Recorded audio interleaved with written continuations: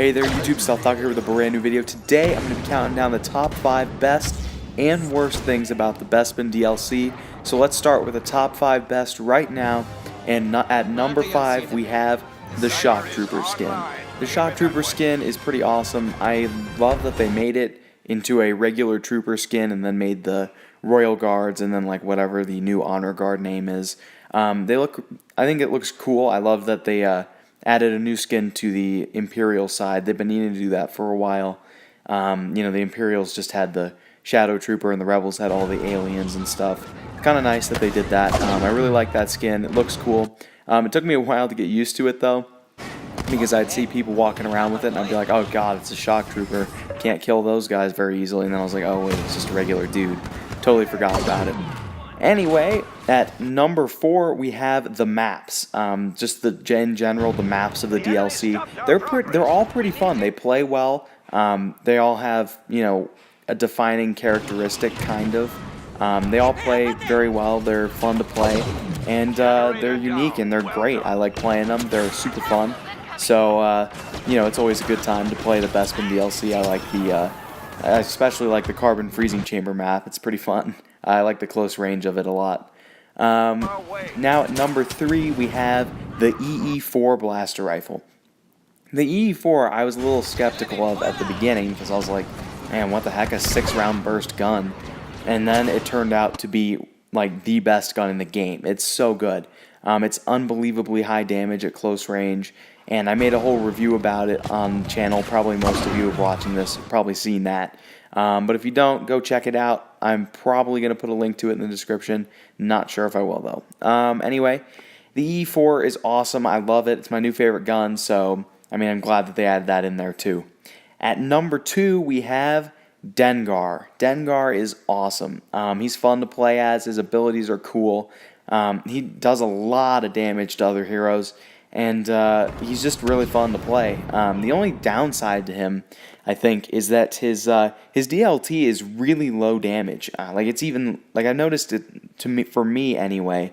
It's even lower damage than the standard Trooper DLT. It's kind of weird. It's really low damage, but his abilities are cool, and they're really high damage. So that might be the reason why his DLT doesn't do so much. Anyway, and then at number 1 we have Sabotage, as in the game mode. Sabotage is awesome. I think it's really fun. It's an awesome game mode. I like that you do attack and defend as both sides as long as the game progresses to the second stage, of course. I also like that you can have up to 4 heroes at a time. It's so fun doing that. You can work together and just, use the heroes to totally destroy enemy positions and stuff. It's just a really fun game mode. I like the way DICE put this together. It's awesome. Next, we have the top 5 worst things about the Bespin DLC. At number 5, we have map rotation. The map rotation is kind of crappy. I don't know if maybe it's just me, but for some reason I hardly ever play on this Carbon Freezing Chamber map that's going on right now in the video. But I always get the Administrator's Palace map all the time. So this one's entirely rare for me to play on, and the other one I play on all the time. So the map rotation could be a little better. I think they could definitely improve that with making the map play more even, I guess. At number 4 we have map integration into the main game. I'll explain what I mean by this. Basically what it is that, say you're playing Walker Assault on the original game maps, what you're going to do is you're going to be playing, Sora Sub Centroplex, whatever the Tatooine map is, Battle of Jakku, and then Cloud City, and then, Endor or something. It should rotate the Bespin maps into there if you have the DLC. I think that'd be really fun, because then you'd be able to play the DLC alongside the original game, which I think is, it'd be nice rather than only playing Bespin maps on a playlist all the time. It'd be kind of nice because then you'd be able to play Walker Assault, just exclusively Walker Assault, or just exclusively some other game mode, and you would still be able to play on the Bespin DLC maps instead of just the playlists. So, you know, that I think that would be a good idea. I don't know if DICE will do that in the future. I hope they do that because it'd be really nice to be able to play, you know, the DLC maps alongside the original game. At number 3, we have assist counts as kills. This change makes me more mad than any other one to date. It's just so annoying. I hate it so much. It, like, literally, you get a kill, you get an assist, and then it counts as a kill on the scoreboard, but only on the scoreboard. So you'll end a game and you'll think you'll have, you know, one time I ended a game and I thought I had 33 kills and like 10 deaths or something. I was like, wow, that was a good game. I didn't really think I did that well. And it turned out I had like 23 assists, so really all I had was 10 kills. And I was like, I knew that there was something wrong with that. It's like, why would you even do that? It only counts on the scoreboard. It doesn't count towards your KD. It just makes you think you're doing better than you actually are, and it's kind of annoying.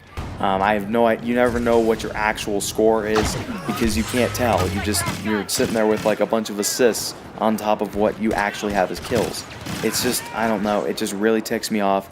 I don't know what was wrong with the old version of, you know, counting assists. I mean, even if you wanted to do an 100-point assist every time, I'm totally fine with that. Just don't count it on the scoreboard as a kill.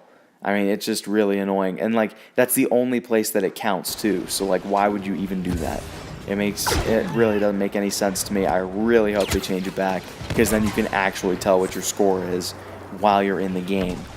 And then at number 2, we have the X8 Night Sniper. Yes, that had to be on here. The X8, I know a lot of people told me after my review of it that it's amazing and everything, but I hardly ever see anyone use it online because it's that bad. Basically what they did is they made a gun and then out of the box it needed a buff. So they're going to buff it in the next update, literally straight out of the gate. It's like, why wouldn't you just make the gun complete, like a good gun right out of the box, rather than, you know, making it suck at the beginning and then going, oh, we just need to buff it right after the DLC releases. I mean, I don't know, the gun is awful, I hate it, and it kind of seems pointless to me to add something like that and then, like, not do it right and then have to go back and change it pretty much right away. And along those lines, at number 1, we have the greatest disappointment to me of this update, Lando.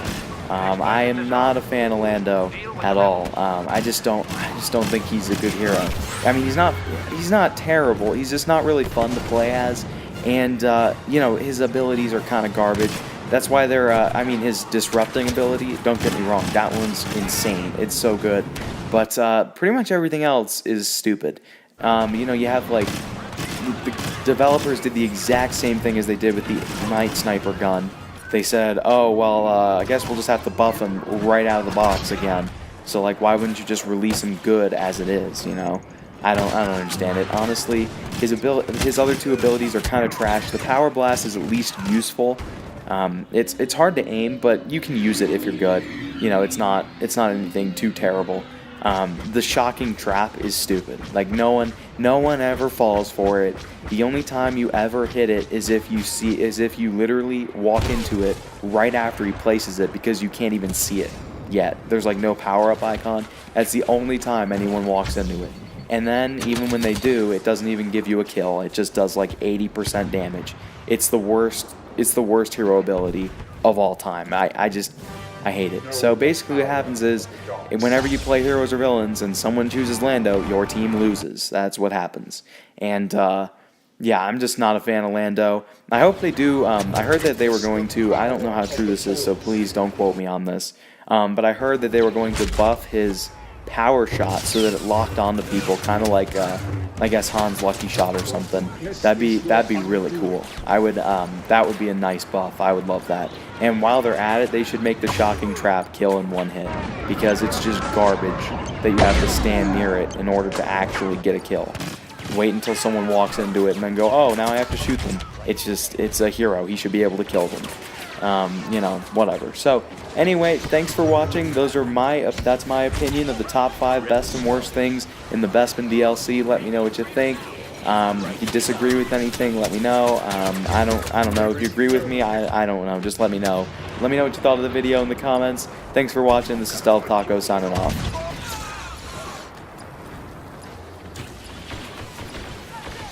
This will cut you down.